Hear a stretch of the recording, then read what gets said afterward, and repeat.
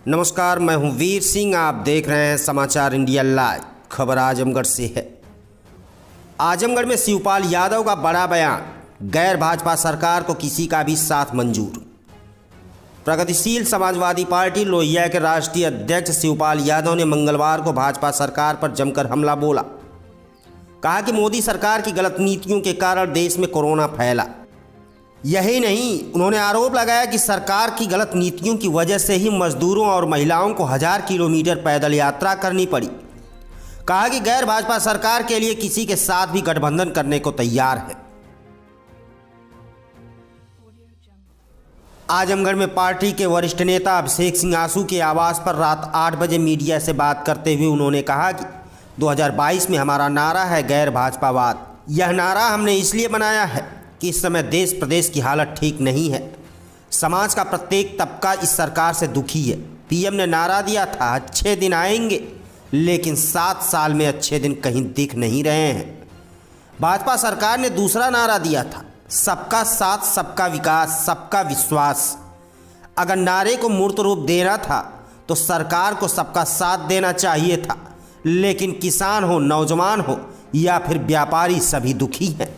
देश में रोजगार पूरी तरह खत्म हो चुका है, विकास कहीं हो ही नहीं रहा है और अर्थव्यवस्था ध्वस्त हो चुकी है, यहां तक कि माइनस में चली गई है।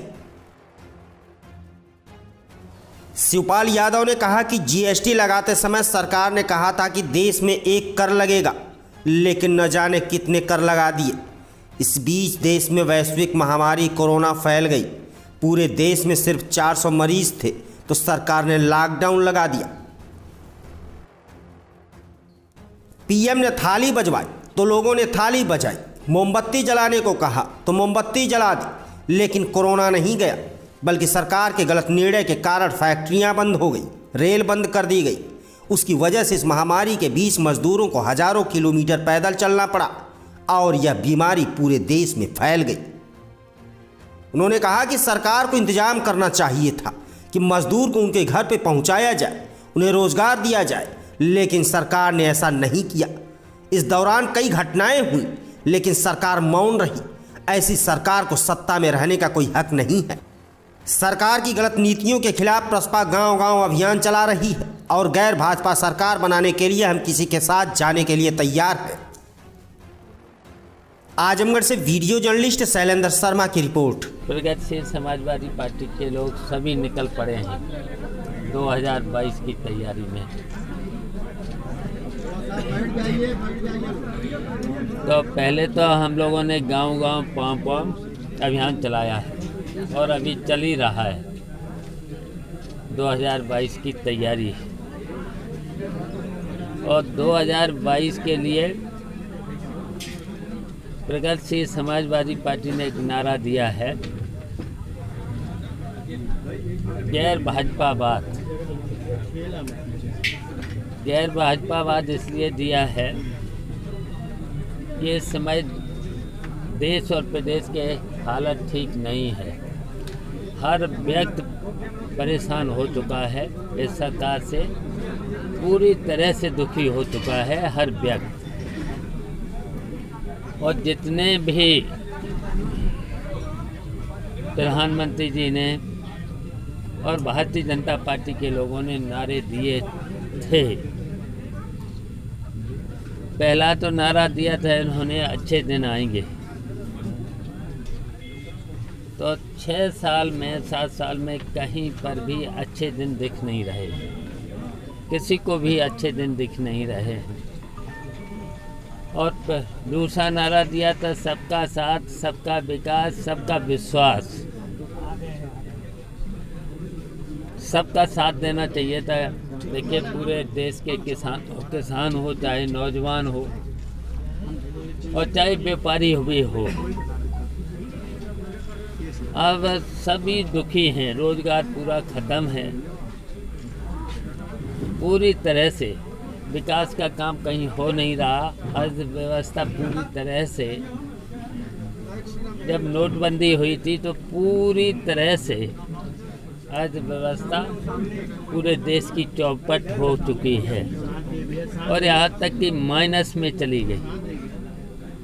23.9 माइनस में। तो विकास के काम कहीं हो नहीं रहे हैं। और फिर बीच में आ गया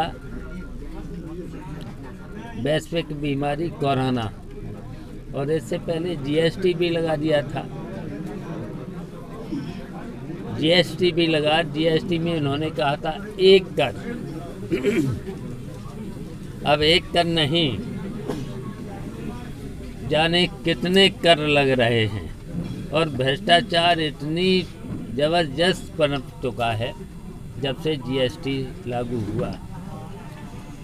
तो ये सब चीज़ें जब देखा जाए, फिर वैश्विक बीमारी आई। वैश्विक बीमारी में जब पूरे देश में 400 कोरोना के मरीज थे, तब लॉकडाउन। और फिर लॉकडाउन के बाद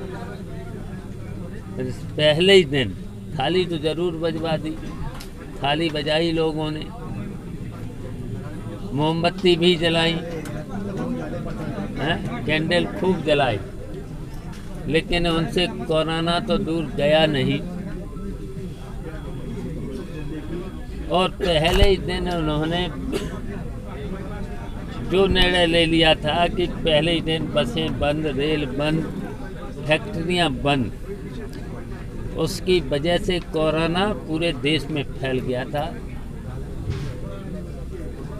और जबकि इनको इंतज़ाम करना चाहिए था, मजदूरों को घर पहुंचाने का इंतज़ाम करना चाहिए था, उनको रोज़गार देना चाहिए था।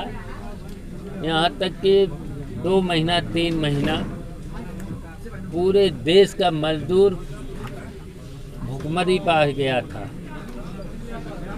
दहशत में भी आ गया था। फिर वो 1500 किलोमीटर पैदल चला, और मैं परिवार के, मैं सामान के, और मैं अपने बच्चों के, महिलाओं के साथ।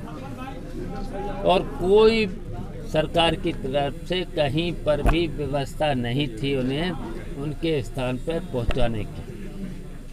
बहुत सी घटनाएं भी हुई। हमने तो आँखों से देखा था कि जब पूरा परिवार चल रहा था, महिलाएं चल रही थी, उनके छोटे छोटे बच्चे भी बीमारी की हालत में आ गए थे। और बहुत सी महिलाएं अपने सीने से लगाए हुए थी। और मैंने ये भी देखा कई बच्चे सीने से लगाए हुए महिलाओं के जान गंवा बैठे थे, लेकिन सरकार की कोई व्यवस्था नहीं थी। नेताजी ने कहा था कि क्या कहेंगे? भाजपा पहले तो हमको भी बताया था बी टीम, हमको भी बताया था बी टीम, और हम ही सबसे ज़्यादा शुरू से भाजपा के खिलाफ बोल रहे हैं। सर, ओवैसी यूपी में आते ही समाजवादी पार्टी पे सीधे निशाना साधा, बीजेपी को कुछ नहीं कहा इसके तरफ। अब वो पूछ लो जा करके समाजवादी से और उनसे, ओबीसी से, साहब ओवैसी से हमसे क्यों पूछ रहे हैं? हम अलायंस की बात कर रहे हैं, सबको मिलाने की बात कर रहे हैं, जोड़ने की बात कर रहे हैं, भारतीय जनता पार्टी को हटाने की बात कर रहे हैं। और सब लोग मिलेंगे तो हम लोग कामयाब हो जाएंगे भारतीय जनता पार्टी को हटाने।